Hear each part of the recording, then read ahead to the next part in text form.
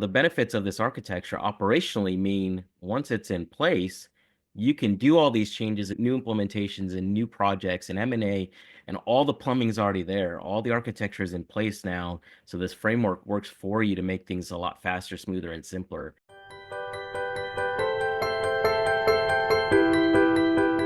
Welcome to This Week Health. Today we're doing a continuing 6-part series. This is part 2 of the series, Zero Trust Hospital, the CXO Vision. It's a new book by Zscaler, and I'm lucky enough to have one of the authors, Tamer Baker, the healthcare CTO for Zscaler, with me. I'm Drexel Ford, president of cyber risk at This Week Health and the 229 Project. And Tamer, welcome to the show.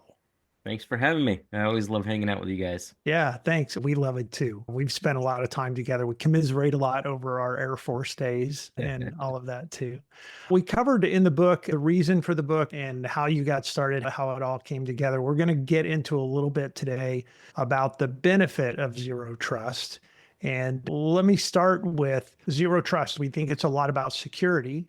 And of course, it is about security, but there's other operational benefits that come from bringing zero trust into healthcare organizations. Tell me about some of that. Yeah, I think we touched on it and hinted on it on the first episode, but one of the strong benefits that we think about is being able to be adaptive and innovate faster, right? I think it was mentioned in the first episode how you want to do something new there, whether it's an M&A or a new project, and you talk about the broken glass, right? This is a lot of exceptions just to get something done and ready. The benefits of this architecture operationally mean once it's in place, you can do all these changes, new implementations and new projects and M&A, and all the plumbing's already there. All the architecture is in place now. So this framework works for you to make things a lot faster, smoother, and simpler.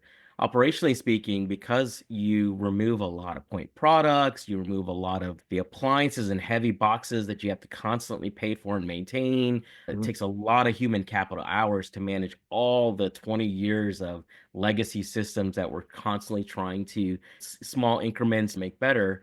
Once all those headaches go away and you've revolutionized into something that's more of a SaaS security and more easier to implement, those benefits pay dividends very quickly because now your team can focus on other things and you can have a lot less human capital hours spent doing things that are just infrastructure related as well as security related. I feel like a lot of this we talked about change a little bit in the first episode too. So I would encourage everybody to go back and watch the first episode and all the episodes, obviously, in the series. We talk a lot about change and the pain of change. And a lot of the benefit comes from getting off an architecture that is really old and brittle and difficult to use and maintain and run, and moving to a new architecture that is the agile architecture that lets you do all the things that your digital health leadership wants you to do. And so tell me about the trauma or the challenge of the change and how you help folks think through that. A great analogy that our CEO has used multiple times that I think I'll bring into this conversation is it's the difference between when you had a DVD player at your house and you wanted to start a Netflix streaming service, right? Zero Trust is that Netflix streaming service now. It's simple, it's easy to use for your users. It's much faster to stand up, much faster to add movies to and watch your next series, et cetera, whatever you want to do. Continually trying to update and upgrade and move my security appliances to the cloud, but I'm still managing and maintaining it. That's the equivalent of putting a 1,000 DVD players in the cloud and your users are still managing DVD players, trying to watch their next movie, hitting the chapters and this, that, and the other. So the difference what we're talking about here is instead of 1,000 DVD players in the cloud, from the ground up, you build a streaming service. That's what zero trust looks like. That's what this architecture we're talking about when we think about change and modernization. That kind of change is easy to pick up, right? When it becomes simplified instead of all those DVD players you're trying to manage. And all those DVD players are also different brands and they all have different remote controls, right? It's all that. I love that analogy. Definitely will be stealing that one from you. So we talk about risk management and managing risk, identifying risk, prioritizing risk. A lot of our decisions about our investments are made because of risk that we bear from the projects that we do or changes that happen in the environment. How does the work that you guys are doing, how does that tie into this risk conversation and the benefits that can come from seeing and managing risk? Yeah, we talked about in the last episode how we've designed an infrastructure over the last 20, 30 years that's the data center is the center of your universe, and everything has to revolve around that and the four walls, castle moat, etc.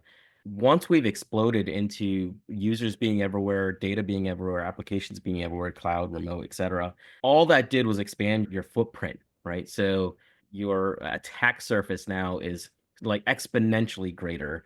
The Mhm. bad actors can find you very easily, much easier because you have way more things to find now. One of the huge risk benefits that we talk about from a zero trust perspective is that it removes that external attack surface. You hide anything externally exposed. So you hide applications that have an internet IP address. You hide your security appliances even that have internet IP addresses. Sometimes you just remove them altogether. Once you remove all that attack surface, your risk levels significantly decrease.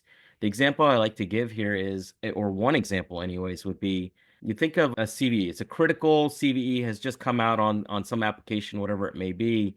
And that critical CVE has a high CVSS score, exploited in the wild. It's got everything going wrong for it to make it super urgent. Right. But if I remove the attack vector to it, so that actor can't even see or find that application to exploit that vulnerability, where's the risk really? So the risk dramatically gets reduced on patching that CVE now because I can't even access it as a bad actor, right? So that's one simple example of how we reduce risk with zero trust. One of many, I should say. Yeah, the reality is too, we see more of those critical CVEs come out every day, like with a score of 10. They've got to be done, patch them right now.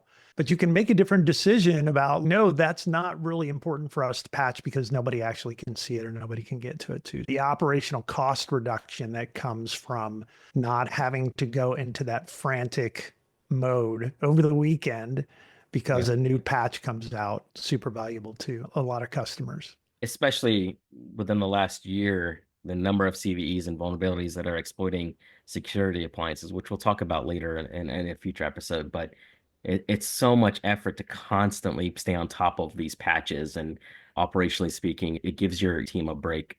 I like it. It's a lot of patching if you do it, I guess would be the. If you do, it's a good point. I was going to ask you a question about doing more with less and how zero trust lets healthcare organizations do more with less. That's obviously one example. Are there other examples? Yeah, when we think about the entirety of a platform, do more with less really is taking out a whole bunch of single one-off type of platform or pieces of software to do a job. And once you eliminate all the redundancies that you can encompass with a zero trust type of solution, you actually are able to accomplish more because you're operationally more efficient as well as financially more efficient to do all that extra stuff with less money. Not only less money, but less resources and people. So I talk to smaller healthcare organizations all the time as well, where they might only have a team of 3 or 5 or Mm. 10, whatever it may be. Being able to implement something like this, which modernizes the way you do infrastructure and security, means you can get a lot more done with less vendors to deal with, less management of those tools, and less people to do the work. It makes it way simpler for those smaller organizations as well. The beauty of it is that we usually talk about do more with less, and it just means work more hours. The Right. Zscaler version, the zero trust version of do more with less is do more with less by taking out waste from the current architecture design you have, the current workflows that you have, operations that you have, which frees time for you to do the other things that you've always intended to do, but you haven't been able to get around to it. Tell me a Because you're little bit patching about, systems. say it again. Oh, Because patching you're all those patching all those systems. systems. Exactly. Tell me a patient experience, clinician experience. What's the difference there? How does zero trust make that experience better? Yeah, so this is a huge part of what we talk about in the book at some point too, where we can't do anything like digital modernization without keeping in mind the clinician and the patient experience. This removal of all these old clunky systems, the 1,000 DVD players in the cloud, makes it so much more seamless and user friendly. So your clinicians can operate seamlessly and where security happens in the background and they don't even realize it happens. One less agent, one less click, one less login, etc., because it all works seamlessly for them. They have more time with their patients because of this. Another great example, huge squeaky wheel oftentimes, especially since COVID, is the remote radiologist, right? It's another big component that we think about and the pains that they go through. This enables them to get more reads in per week, right? So more Yeah. reads in per week means more patients get seen and get results quicker, as well as more money generation from an operational perspective, right? When we think about an ROI and the benefits of zero trust, you can actually generate, it's a different color of money when you're spending on your IT infrastructure versus generating income, but that is another operational benefit where those radiologists now become very happy. The number of CTOs that have come up to me and told me how pleased they are because their squeaky wheel has been oiled, that being the radiologists that are out sitting on a beach in Maui are now happy customers of theirs. That's a big win from a zero trust architecture perspective. I love that it scratches the itch on both sides of the coin, right? It makes it easier for the end users. They're happier with it. It lets them be more productive. That's a good financial benefit to the organization, but it also just makes it easier from an operational perspective to run. That's really cool. Hey, I appreciate you being here today. Thank you. Yeah, I love doing this with you and This Week Health. This is always a great time. So thank you for having me. Yeah, thanks for tuning in to episode 2 of our Zero Trust series. If you want to dive deeper, you can pick up a signed copy of the book at either Vive or HIMS. Plus, you can get the accompanying Architect's Approach Guide for your team.